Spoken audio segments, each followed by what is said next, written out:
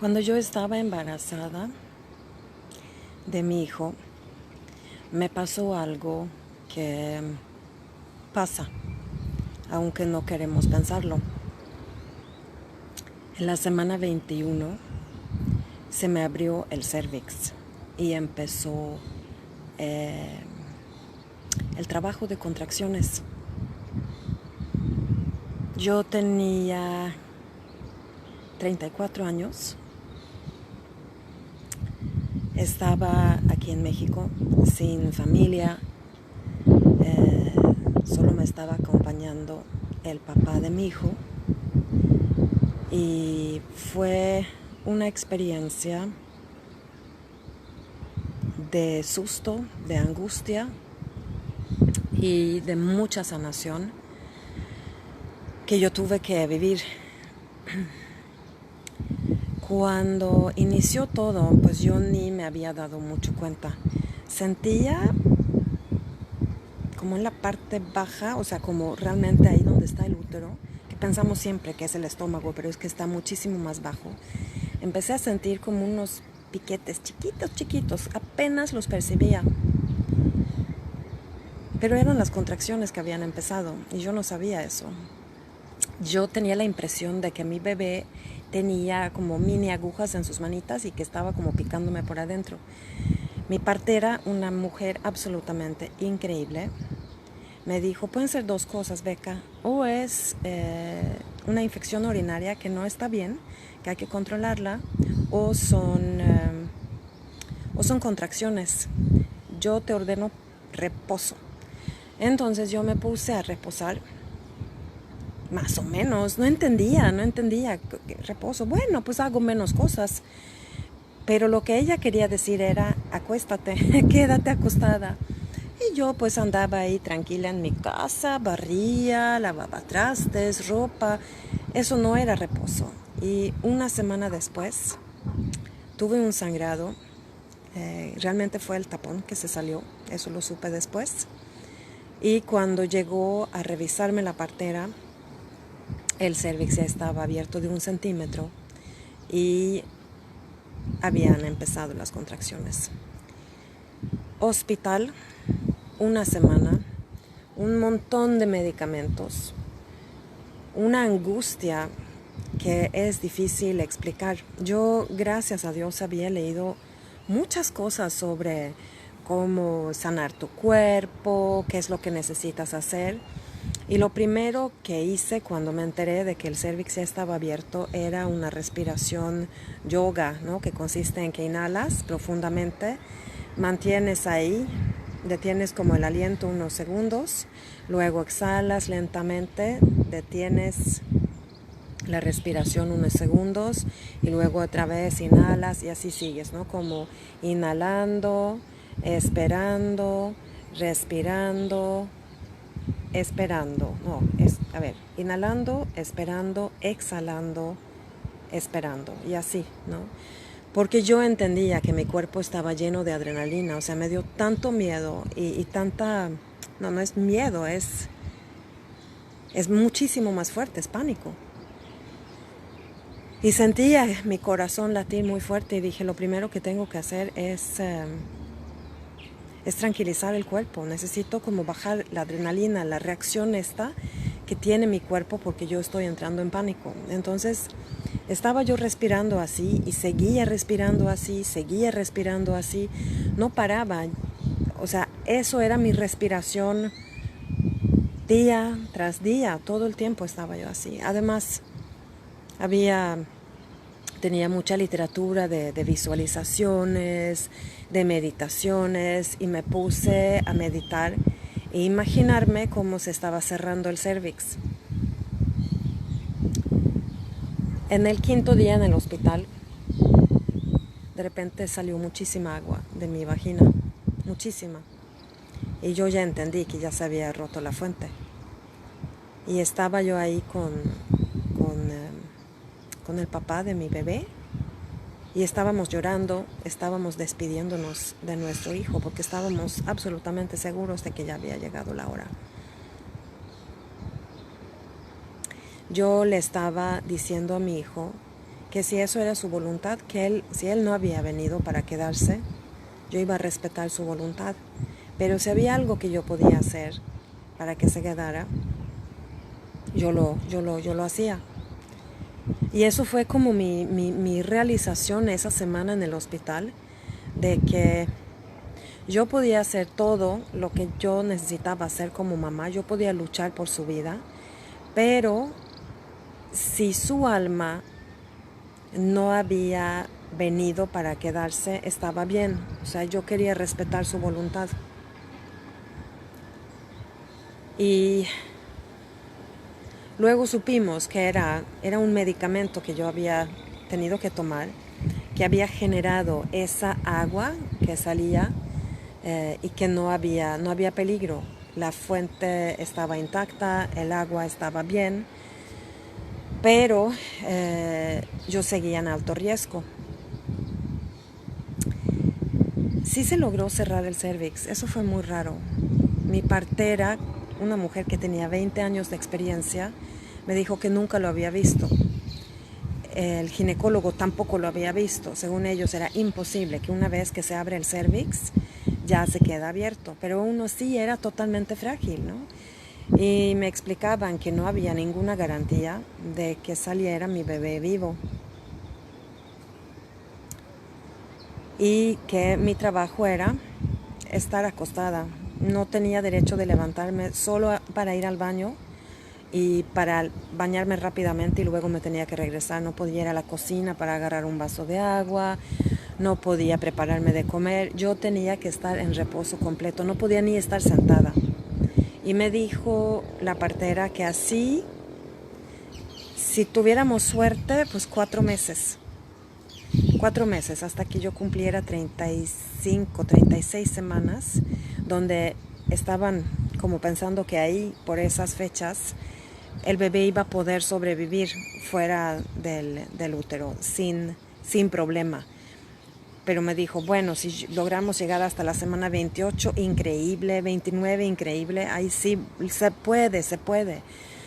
Pero no había ninguna garantía y estar ahí en esa situación de un embarazo sin saber cómo iba a salir todo,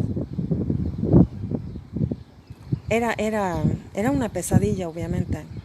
Yo recuerdo que llegué a pensar que hubiera preferido tener una enfermedad grave yo, con tal de estar como a cargo yo de mi cuerpo y hacer todo lo que yo necesitaba hacer.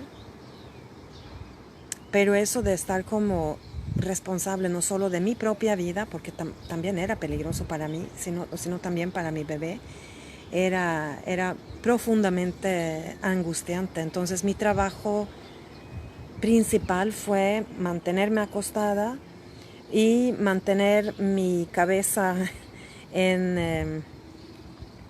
bajo control, por así decirlo. Y eso implicaba que yo desarrollé un programa personal de estar meditando, de visualizaciones, de trabajar la adrenalina de mi cuerpo para lograr tener una experiencia más o menos tranquila, por decirlo así, o sea, controlando mi propia angustia.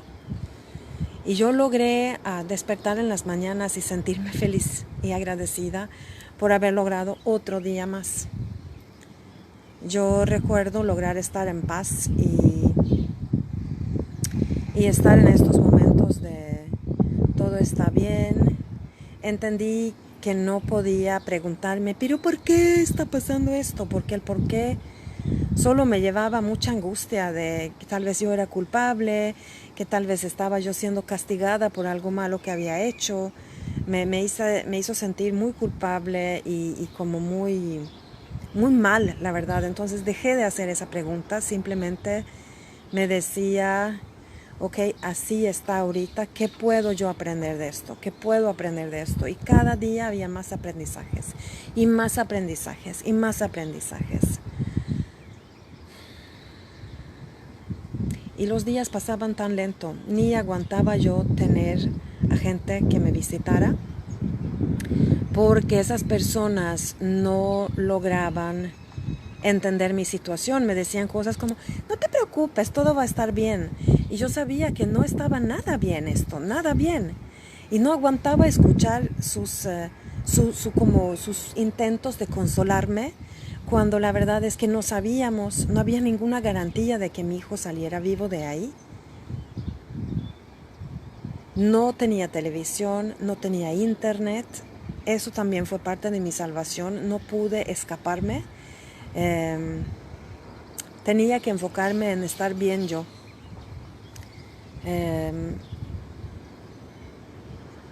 Fue una experiencia que creo que muy poca gente sabe cómo es. He hablado con personas que han tenido enfermedades o que han tenido que curarse, y ellos han vivido algo parecido, me parece. Si tú estás en este tipo de situación, lo lamento mucho. Obviamente no podemos tener expectativas de cómo va a salir. No podemos tener más que una esperanza, ¿no? Las expectativas de alguna manera nos llevan a mucha decepción. Entonces hay que soltar las expectativas, hay que entender que esto es un momento para ti y para tu bebé. Y si la gente no logra apoyarte como tú necesitas ser apoyada, no tengas miedo de aislarte, no tengas miedo de decir, ¿sabes qué? Yo necesito mi tiempo para mí, yo estoy echándole ganas para mi bebé y para mí. No tomes la responsabilidad de las emociones de los demás, a que tal vez tu mamá o tu suegra o hasta tu propia pareja se sientan, o tus amigas.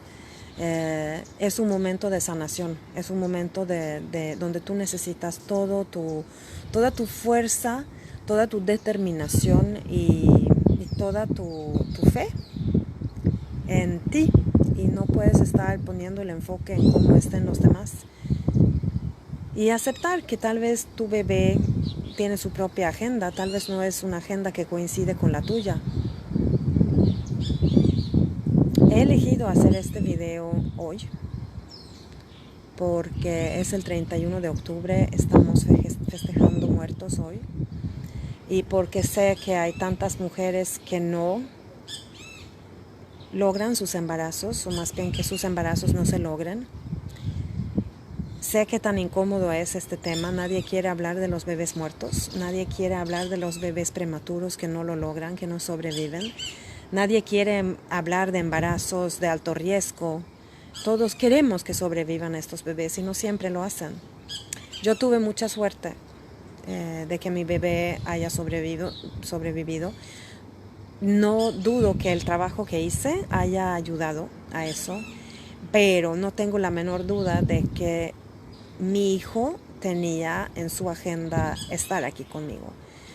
Y hay muchos bebés que no tienen esa misma agenda, que vienen a saludarnos nada más, darnos un beso de ángel y luego se van. No intentes consolar a nadie que esté atravesando esto, no intentes consolar, escucha nada más. Si te toca acompañar a alguien en este tipo de situaciones, escucha. No digas nada, porque no hay nada que tú puedas decir que haga sentir bien a la persona. Entonces nada más escucha, pregúntale a esa persona lo que necesita de ti, pero no vengas con consejos, no vengas con intentos de consolar, y reconoce que adentro de ti esto es súper incómodo y que es por eso que quieres consolar y que por eso quieres dar consejos, porque provoca tanta angustia este tipo de situaciones que muchas veces nosotros mismos no queremos lidiar con este tipo de situaciones. No hay nada que decir más que estoy aquí contigo, tú dime lo que tú necesitas de mí. Y para ustedes que son dulas o parteras, tienen que aprender a vivir con esto. Esto es parte de su trabajo.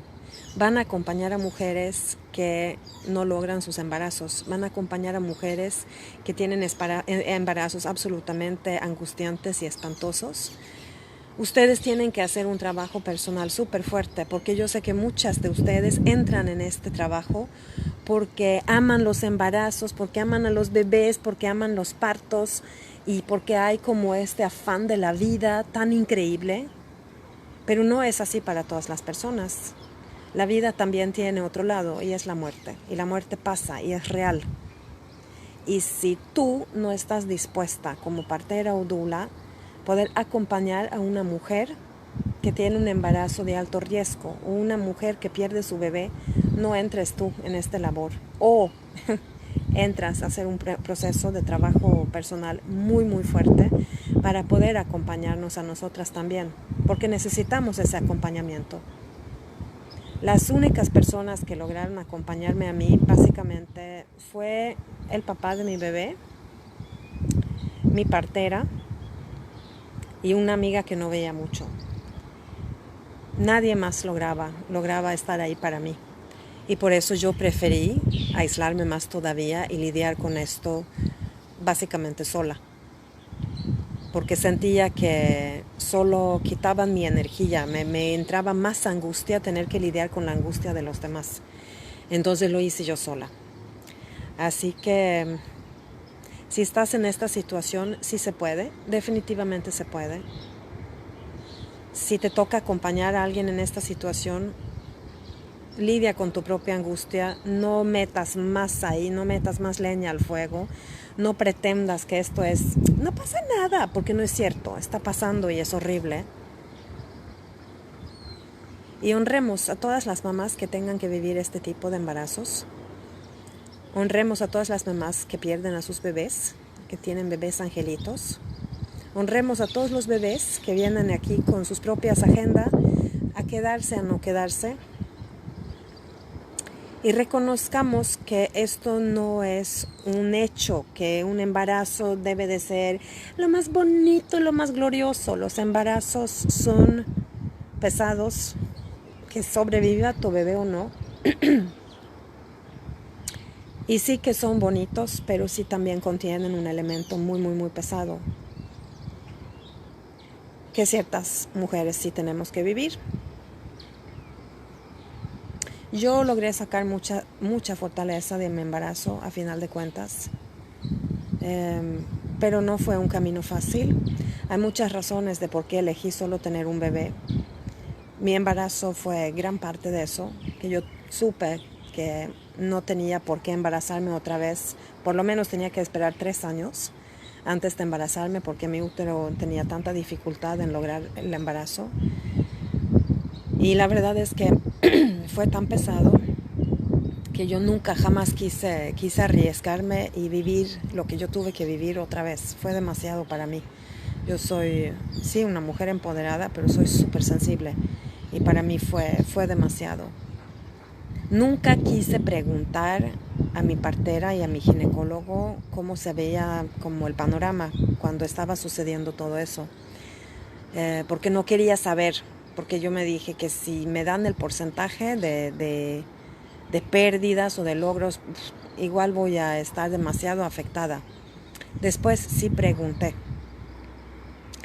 Y en esa situación en la cual yo me encontraba, solo 20% de las mujeres lo logran. Ahora, si te toca ese tipo de embarazo, yo espero que tú también estés dentro de esos 20%. Y no des por hecho nada lo que te digan. Si te vienen a decir estas estadísticas, hay que mandarlos a volar. No es eso lo importante. Lo importante es cómo tú lidias con esto, cómo tú logras estructurar todo tu día, ¿no? Con visualizaciones y meditaciones y mantener lejos a la familia, mantener lejos a tu angustia, trabajar tu angustia, reconocer que está ahí, pero aprender a lidiar con ella y reconocer que tu bebé también tiene su propia agenda. Yo creo que eso es todo lo que yo quería decirles hoy. Y bueno, cuídense mucho, que estén bien, cuiden a las embarazadas, cuiden a sus bebés y embarazadas. No tomen por un hecho de que esto es así como increíble. Pueden pasar cosas y hay que no estar en pánico frente a eso, sino más bien preparadas a que sí puede pasar. Y entender que nuestros hijos siempre tienen su propia agenda. La tienen desde la panza y también la tienen fuera del útero. Besos a todas.